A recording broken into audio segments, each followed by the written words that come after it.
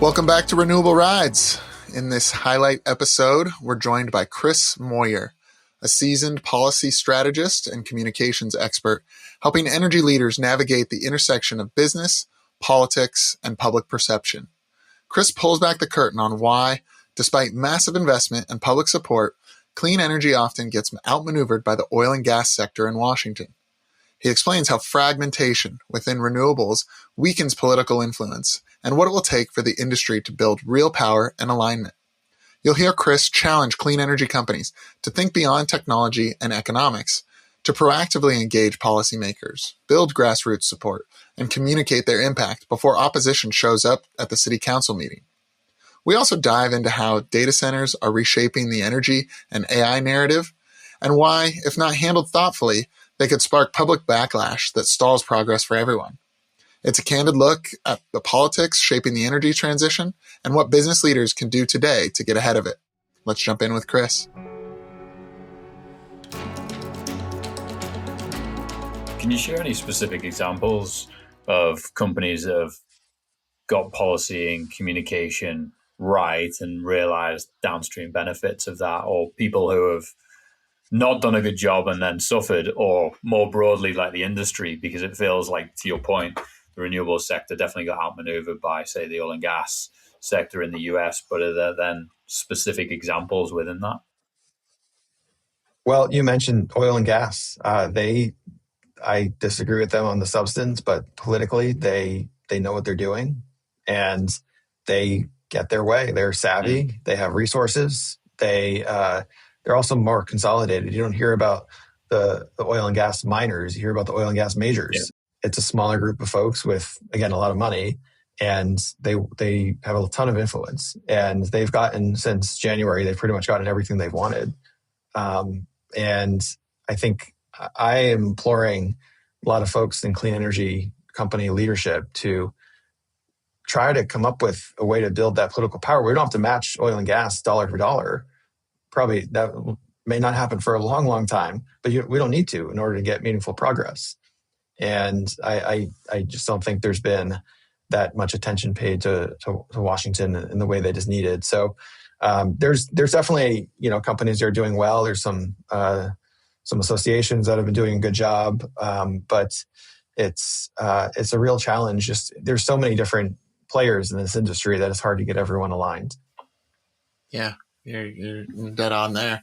Well, so as we look ahead, if you're advising a C-level leader or just a leader within a large commercial or industrial firm, a retailer, a manufacturer that has a significant footprint across the U.S. and they're thinking about their energy transition roadmap. And when I say energy, I think oftentimes you think energy transition, you think sustainability, but really in this day and age, it's affordability, it's hedging against cost increases, it's reliability. But as they build their energy transition roadmap, what are some of the strategic questions you might ask them or bits of wisdom you would impart upon them? One, I'm going to go to communications because that's what we do. And I always think communication should be a key part of your overall strategy.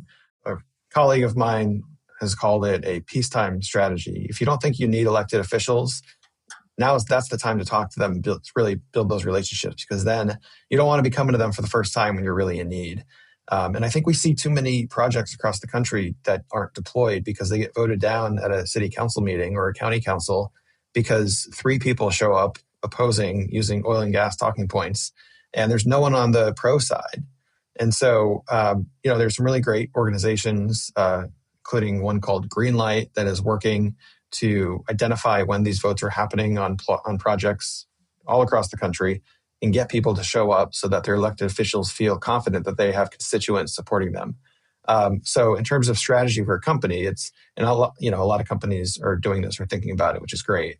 But building up the support with grassroots level, local level, but you have to think both locally and federally too. You should know who all your elected officials are, and make sure that you're in touch with them and constantly communicating what you're doing and all the benefits you're providing, because they want to know about that.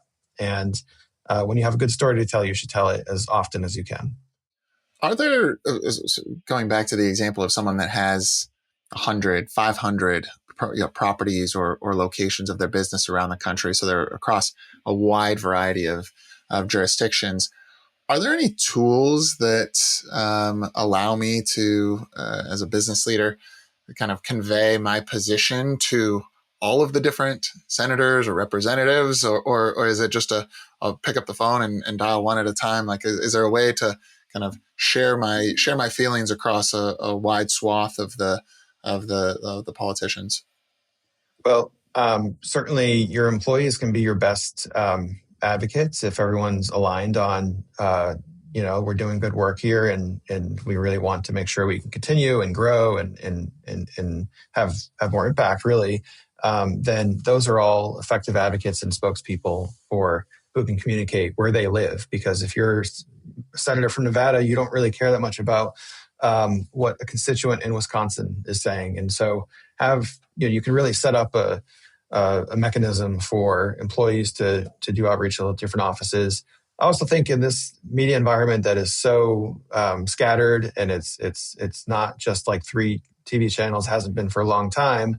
You got to be communicating and telling your message, just conveying your core message everywhere. So if you're a spokesperson, if you're a CEO of a company, you should be doing a lot of press and a lot of communication to tell your story. We help leaders, spokespeople with media training, for example, and that's something that I think a lot of people tend to be interested in, because it's like, people fear public speaking, right? It's like they fear it more than death in some cases. There's some crazy poll about that, but if we try to help them overcome that fear. And then once they do, it's a great tool to have, and it should be used often. As you look out over the next few years, we're obviously seeing the macro trends playing out of energy low growth, capacity constrained grid. We're going to go midterms, elections. Any under the radar surprises you're expecting, or things that we should be thinking about and looking out for or positioning around? I think there are a couple things I'd say here. One is, despite everything that's happened federally this year, there still could be opportunities to make progress, even though it doesn't seem like it. Some of the things that fly under the radar don't get all the attention because they're not wrapped up in a massive bill. There are things that can happen that can be positive for businesses, and that's one thing. And then certainly if there's a change in power in the next midterm elections, let's say the Democrats win the House and you still have maybe a Republican Senate and President Trump, there still could be opportunities to get some things done. So that's one thing. And another just thing I'm keeping a close eye on is, as more and more of these data centers get favorable treatment in certain jurisdictions, what's the backlash going to be from residents as their bills go up? And is there, this seems like there's maybe growing grassroots sentiment around that, and how, the energy they need is critical for these data centers. So their energy is intrinsically tied into the AI story. And I think there's probably general agreement that we'd rather have the US lead on AI than another country, and certainly a hostile country. But that's not going to happen if we can't get the energy to these data centers. And there has to be a thoughtful approach to that. You can't just say, I'm going to build all these data centers, and then they never build them, but rates go up for residents and small businesses as well. And so there's been a lot of chatter for the last year and a half around data centers. It's been a trend, but I think as that story evolves, there's going to be some really interesting nuances and fights, and it's not clear exactly how that's going to play out, but it has major implications, certainly for energy. Mm. It's a crazy topic, isn't it? Because I think just in the last week, there's been 3 of the majors pull back on planned data centers as a result of either actual or perceived public objection to it and making it harder than probably they want it to be.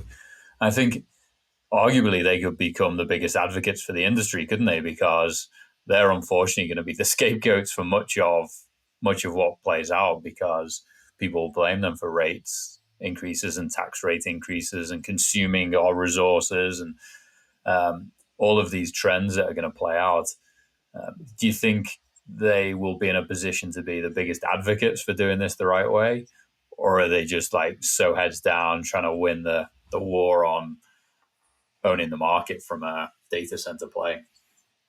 Yeah, they could be. It's a little bit hard to say, but what I would warn is that there could be an effort to blame a lot of your listeners, renewable energy folks, on the raised higher prices, and even when it might be data centers that are contributing to that. And so, opponents of clean energy are going to really try to get that message out. They're already starting to do that. And there's a real risk that has business implications. And that's a real concern that I have. Yeah. I think the key is to, when you dig into the rate cases, the primary driver is the cost to deliver the power. The transmission and distribution is what's driving a lot of the rate increases. Actually, gas price volatility. We receive a lot of questions from business leaders around the world wanting to learn more about the energy transition, what is possible, and where to start. So to help you stay informed and up to date on best practices, opportunities, risks, and success stories, we created an industry newsfeed at VECKTA.com/news with all our podcasts, blogs, and newsletter. Check it out and connect with Dan, myself, and the VECKTA team to learn more. Cheers and have a good one.